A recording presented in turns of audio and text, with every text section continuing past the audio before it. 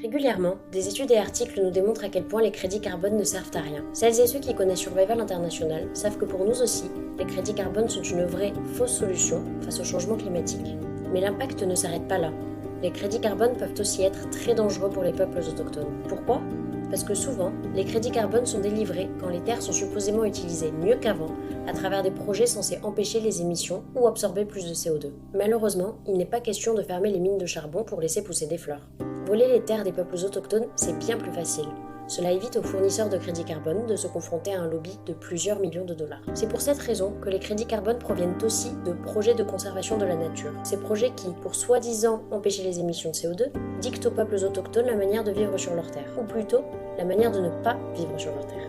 Pas très malin, quand on sait qu'environ 80% de la biodiversité mondiale se trouve sur les terres des peuples autochtones, et que même les scientifiques appellent les peuples autochtones les meilleurs gardiens de la nature. À Survival International, nous menons actuellement une campagne contre ce greenwashing, et particulièrement contre un projet de crédit carbone dans le nord du Kenya, qui prive aujourd'hui les peuples Samburu, Rendi et d'autres de leurs moyens de subsistance. Engagez-vous en envoyant un mail svlint.org/non au carbone 200.